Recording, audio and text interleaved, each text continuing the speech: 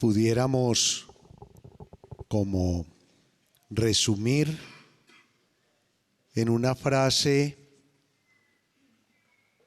los distintos mensajes que tanto la primera lectura del libro del Génesis como el Evangelio de Lucas nos propone.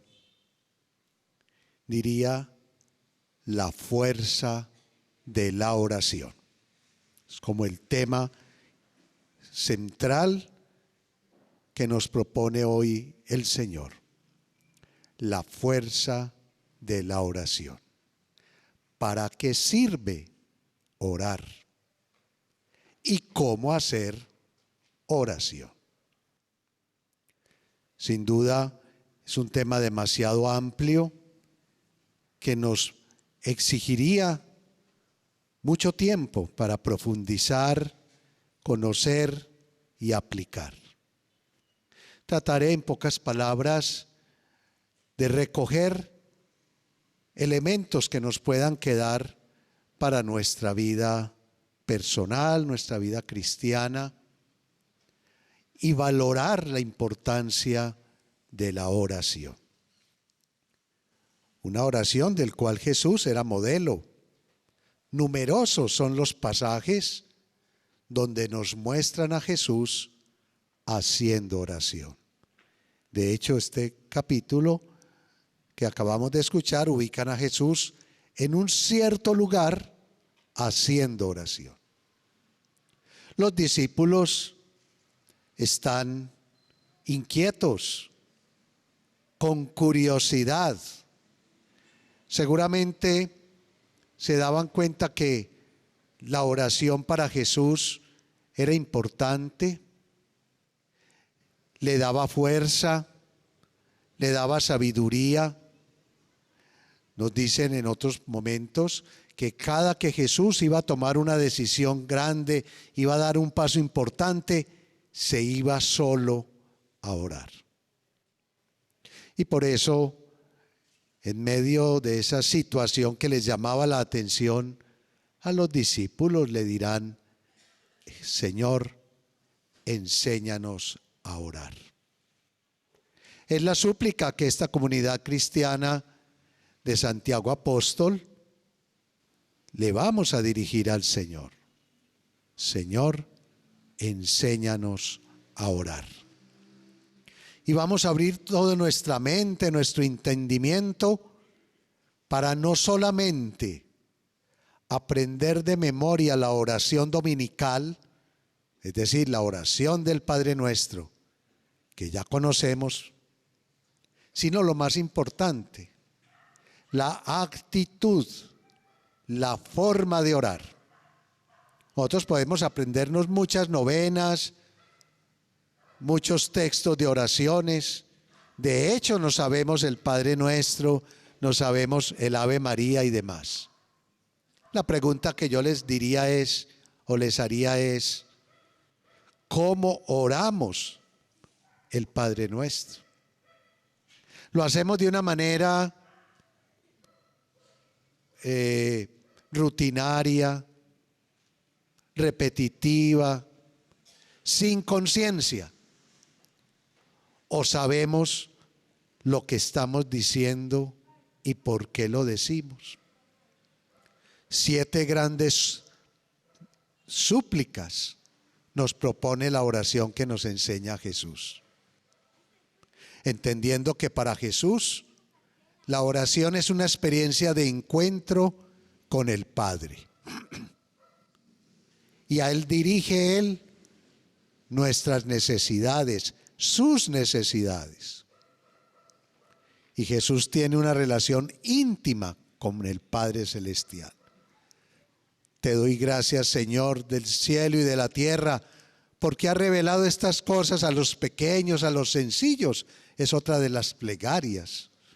O dirá por ahí: Señor, yo te pido por ellos, por los discípulos. No te pido que los saques del mundo, sino que los libres del maligno. Y te pido, Señor, que sean uno como tú y yo somos uno. Y pudiéramos sacar muchísimas más expresiones donde Jesús se dirige directamente al Padre. Y por eso, en esta oración dominical, introduce esta plegaria poniendo de presente la acción del Padre a quien dirigimos toda plegaria. Padre nuestro que estás en el cielo. No es el Padre mío, es el Padre de todos, que no excluye a nadie, que a todos acoge y a todos acompaña. Santificado sea tu nombre. Claro, no es que necesitemos santificar más a Dios. Dios es santo, es perfecto, es todopoderoso. Lo que significa es que lo reconozcamos como santo, que lo reconozcamos como dador de la vida, que lo reconozcamos como nuestro Dios y Señor, como lo diría más tardíamente Tomás al decir Señor mío y Dios mío. Eso significa santificado sea tu nombre. Hágase tu voluntad en la tierra como en el cielo. No es, Señor, que se haga mi voluntad siempre. No, es, Señor, que yo descubra lo que tú quieres de mí, lo que tú esperas de mí. Dame lo que quieras y pídeme lo que deseas.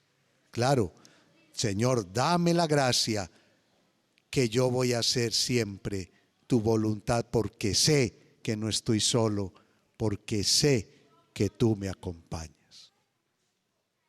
Danos nuestro pan de cada día. Es el alimento espiritual, pero es el alimento también material que todos necesitamos, que se multiplica en la medida en que somos solidarios y generosos con todos. Perdona nuestras ofensas, así como nosotros perdonamos a los que nos ofenden. Si somos conscientes de esas palabras, ¿cuántas veces nosotros decimos el Padre Nuestro odiando en el corazón, no siendo capaces de perdonar, pero sí pedimos el perdón de Dios? Hoy impudiéramos detenernos en las otras peticiones. Hoy el Señor nos está diciendo que oremos como Él. No solamente nos enseña la oración, el texto, sino que nos da ejemplo para orar. Y yo destacaría en la actitud del orante dos aspectos muy simples. Uno, orar con fe. Tú tienes que tener una fe robusta, madura o que vaya en continuo crecimiento. Así como un día los apóstoles le dicen al Señor, enséñanos a orar, también ellos le dijeron, aumenta nuestra fe. Y por eso es una oración que va en creciendo, donde todos nosotros le vamos a decir al Señor, porque creemos, aumenta nuestra fe en ti, porque esperamos en ti, fortalece nuestra esperanza. Que nuestra oración la hagamos con fe. De hecho, Él mismo nos dijo, todo lo que pidan con fe, mi Padre se los dará. Y hay un pasaje en la carta de Pablo a los Romanos que nos dirá que el Espíritu Santo viene en ayuda de nuestra debilidad, porque no sabemos pedir como conviene. Porque a veces nosotros hacemos unas oraciones que no nos lleva a lo esencial de un cambio de vida, de una conversión de corazón. La fe unida al Espíritu Santo es un elemento necesario, un requisito que nunca puede faltar en la oración. Y el otro elemento que nos lo presenta tanto Abraham en la primera lectura como en los dos ejemplos que puso Jesús, explicándoles el efecto y la fuerza de la oración, es la perseverancia. No se les olvide. Perseverar. Mire lo que obtuvo Abraham.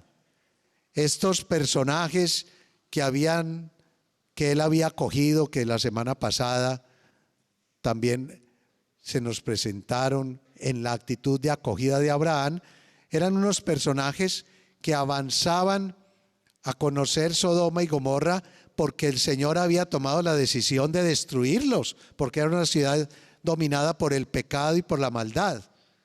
Y entonces ahí entra Abraham, como lo hiciera Moisés, como lo hicieran tantos, a tocar la sensibilidad de Dios, a tocar su corazón. El talón de Aquiles del Señor es el amor. Y por eso, y la misericordia.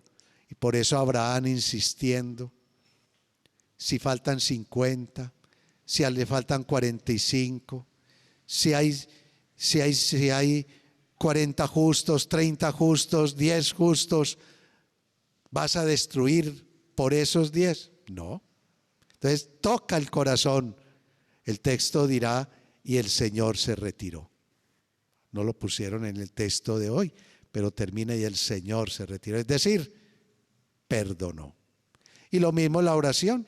Llegan estos en horas inoportunas, pero es tanta la insistencia que son escuchados y ayudados.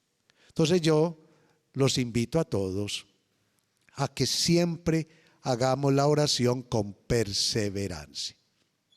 Aquí hay un grupo muy significativo, me decía el padre Samuel, que tienen muchos años en la parroquia, ¿cierto? Cuasi fundadoras.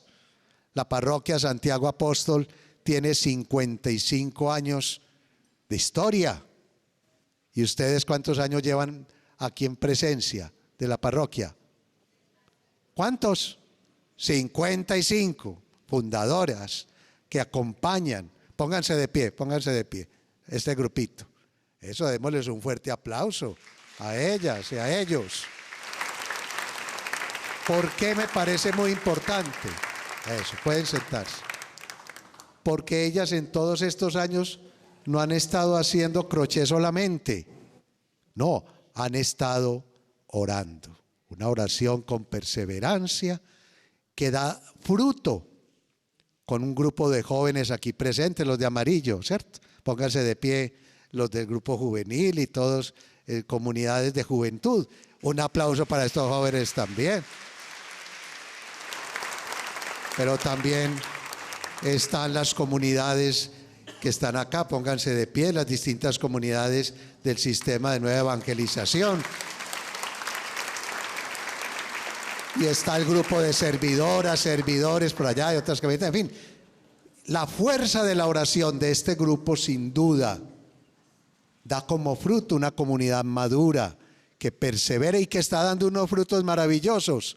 El tener un seminario, el tener una escuela de los discípulos misioneros del Señor. Entonces miren cómo a veces uno piensa que la oración no es eficaz. Sí, la oración es importante. Y hoy el Señor nos dice, persevera. Yo mismo te enseño a orar y dirígete a tu Padre Celestial con fe, ayudado por el Espíritu, y persevera.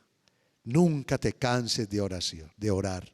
Y aquí esta comunidad tiene que orar mucho por las vocaciones sacerdotales, tiene que orar por la paz del mundo, tiene que orar por la iglesia. Que el Señor, pues, por intercesión del apóstol Santiago, nos conceda la gracia de orar siempre y sin cansancio para alcanzar la meta de la santidad que el Señor nos ha prometido. Amén.